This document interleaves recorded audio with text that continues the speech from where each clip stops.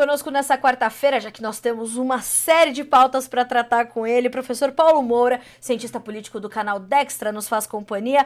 Bom dia, professor, seja bem-vindo, feliz ano novo, já que ainda não nos falamos. É sempre um prazer ter o senhor conosco.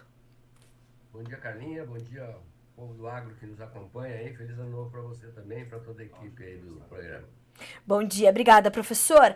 Agora, professor, começamos o ano de 2024 já com uma série de pautas e eu queria tratar com o senhor, eu quero tratar sobre a cerimônia do 8 de janeiro, aquela coisa toda, mas mais do que isso, acho que é importante, antes disso, nós tratarmos dessa mudança no Ministério da Justiça, assumindo Ricardo Lewandowski. Flávio Dino vai ao STF, passou pela sabatina, fez todo o processo, mas deixa a pasta com esse índice de transparência bastante questionável, né? Como é que o senhor avaliou essa saída do Flávio Dino e essa indicação de Ricardo Lewandowski? Olha, Carlinha, um dos vídeos que eu fiz aqui, naquele processo de ida do Dino para o STF, né, no canal Dextra, eu fiz um comentário no qual eu dizia, bom, agora que o governo já tem um representante dentro do STF, só falta o STF indicar um representante dentro do governo.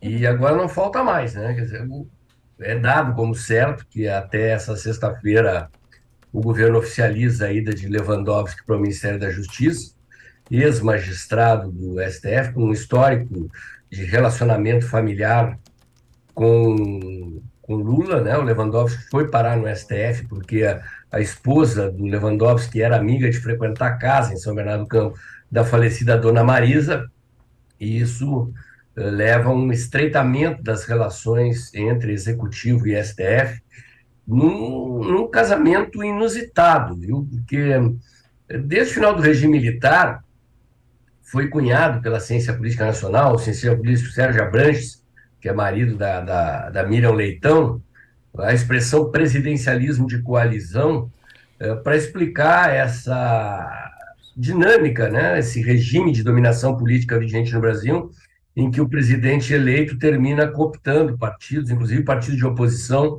para o conglomerado do governo para garantir a governabilidade. Mas um casamento dessa natureza envolvendo o STF é algo inédito. E nós estamos vendo o STF cada vez mais politizado, e agora um ex-magistrado do STF, ministro da Justiça, é o casamento selado e confirmado de que a governabilidade deste governo passa por uma aliança com o STF. Vamos ver como é que ficam questões de interesse do governo em decisões dentro do STF. Uma delas aí que está em discussão com possibilidade de judicialização é essa questão da desoneração da folha de pagamento, porque o Congresso derrubou o veto de Lula, né? O Congresso havia aprovado a continuidade da desoneração, o Lula vetou, o Congresso derrubou, e ao apagar das luzes do ano passado, o Lula editou uma medida provisória, que é algo inédito também, reafirmando aquilo que o Congresso havia negado. E os parlamentares estão defendendo que o Pacheco devolva a medida provisória, e o governo aventa a possibilidade de judicializar, né? Hoje tem uma discussão sobre, eventualmente, o governo desmembrar em 3 projetos de lei. O problema é que o governo precisa de caixa logo, e eu não descarto que eles judicializem essa questão, e vamos ver, se for parar no STF, como é que o STF delibera. Professor, essa judicialização já era uma preocupação do senhor quando, né, esse nome do Flávio Dino começou a ventilar somente, né, ali para o STF e tudo mais. E ele deixa a pasta, Lewandowski assume, mas com pedidos pessoais do ministro ou de Flávio Dino, para que haja manutenção, inclusive, de alguns nomes, como o do Ricardo Capelli, por exemplo. O que mais isso significa para esse cenário que o senhor acaba de nos descrever? Assim, primeiro há uma perda do PSB, partido de Alckmin, de participação no governo com a saída de um ministro do partido. E o partido do Dino, o PSB, tenta preservar os seus indicados, dos quais o principal é o Capelli, né? O Capelli teve um desempenho importante para o governo no 8 de janeiro ali, foi ele que foi um interventor em Brasília na remoção que foi feita do Ibanez, coordenou ali as ações do governo e se projetou publicamente aí como alguém que pode ter uma carreira política futura. O PSB não quer perder os outros cargos que tem no ministério, mas ao que tudo indica, o Lewandowski vai preservar mais os cargos do PT e substituir o Capelli por um cidadão que era auxiliar dele no STF, né? Secretaria Executiva do Ministério é o cargo de número dois. Normalmente o ministro quer ter alguém de confiança ali, que é o cara que, digamos, é o gerente político do Ministério, e ao que tudo indica, o PSB perde espaço no governo, não sabemos se será compensado. Eventualmente o governo talvez arranje outro cargo com alguma visibilidade para o Capelli poder eventualmente levar adiante o seu projeto político aí. Havendo a possibilidade dele concorrer a prefeito, mas acredito que a probabilidade maior é que ele, na próxima eleição federal, concorra a deputado federal, e para isso ele precisa de um cara com visibilidade. Professor, todas essas movimentações, esse jogo de xadrez ali, ele tem um significado diferente por acontecer dias depois daquela cerimônia que se fez em Brasília para relembrar os atos de 8 de janeiro. De novo, eu trouxe aqui no início do Bom Dia Agronegócio esse índice de transparência do Flávio Dino bastante baixo, né? E isso sendo, inclusive, uma das preocupações em torno desses trâmites todos na sequência dos atos do 8 de janeiro. Como é que isso tem, ou que significado isso tem na sequência dessa cerimônia, mas principalmente em relação a essas informações que Flávio Dino não ofereceu? Olha, a atuação do Flávio Dino foi muito controvertida, né? Ele era tido como o principal, digamos, ator político do governo no enfrentamento da oposição, especialmente naquilo que dizia respeito ao 8 de janeiro. É o Haddad na economia e o Flávio Dino na política.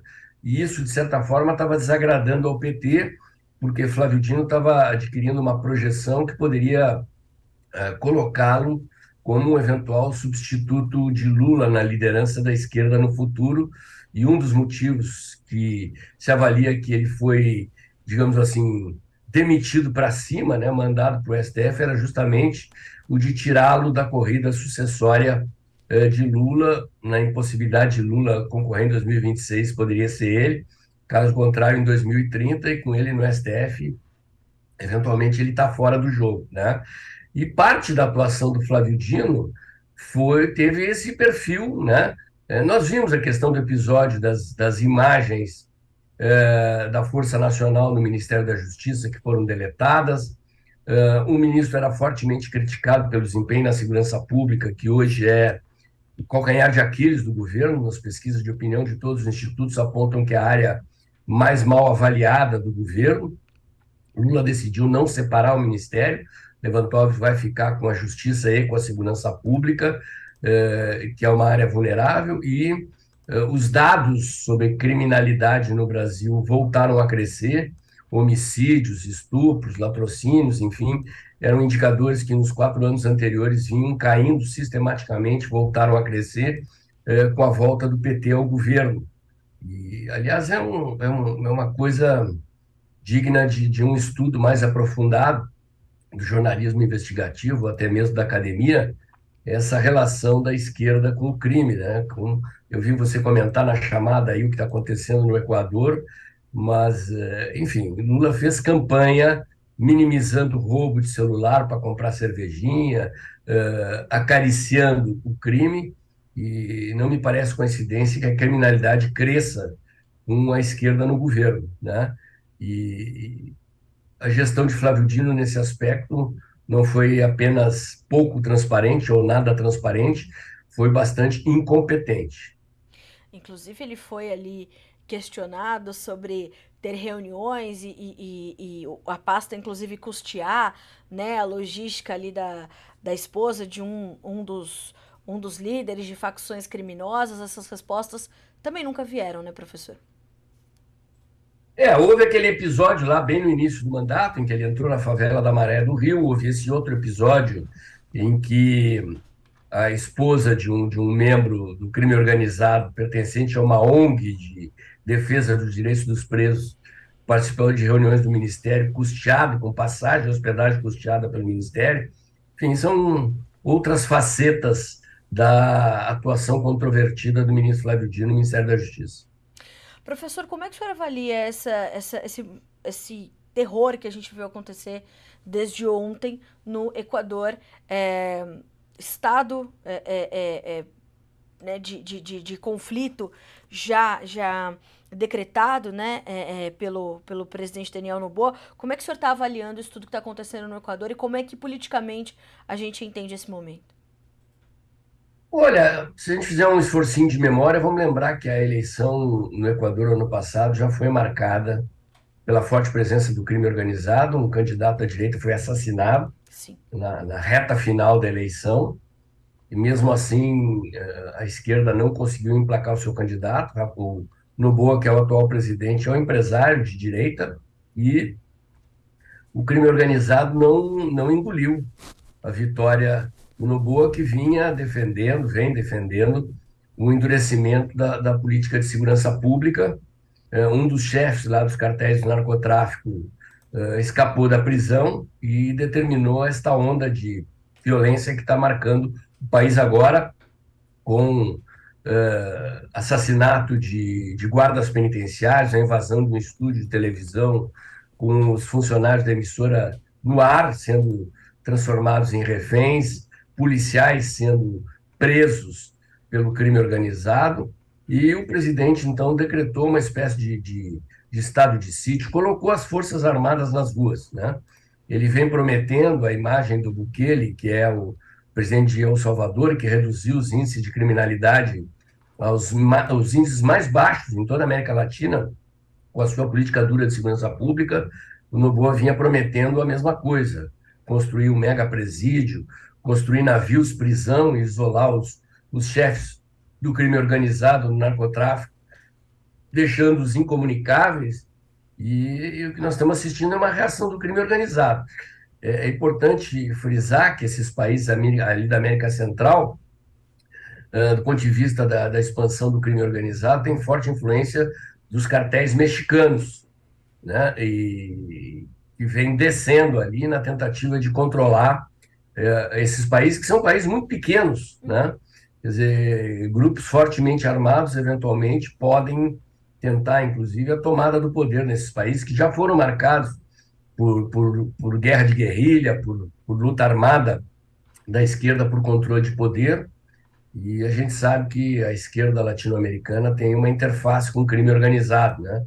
As Farc na Colômbia tinham, né, a interface com o governo da Venezuela, e então há, digamos assim, uma politização do crime e uma tentativa de derrubar um governo que promete combater o crime organizado.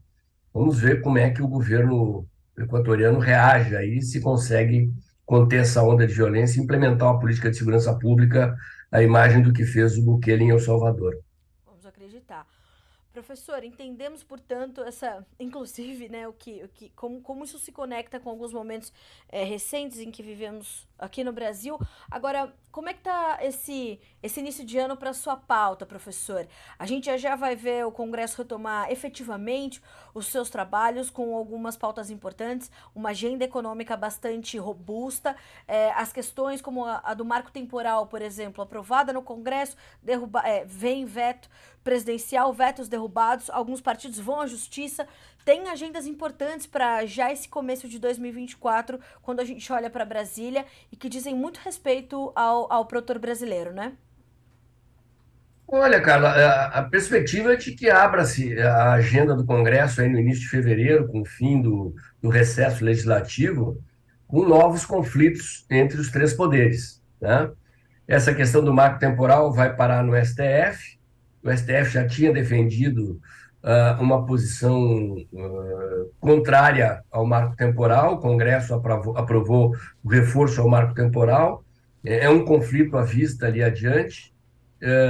O Lira está querendo pautar a reforma administrativa, o Pacheco quer pautar questões que contrariam o STF, como, por exemplo, a questão da definição dos mandatos para os magistrados do STF, e uma medida que proíbe o porte de drogas em quaisquer quantidades, que colide com uma decisão que está tramitando no STF, que quer liberar a posse e o porte de pequenas quantidades de drogas, e há essa questão aí da desoneração da folha de pagamento, que eu citei agora há pouco, em que o governo trombou de frente com o Congresso Nacional, editando uma medida provisória que contraria uma decisão recentíssima do próprio Congresso Nacional.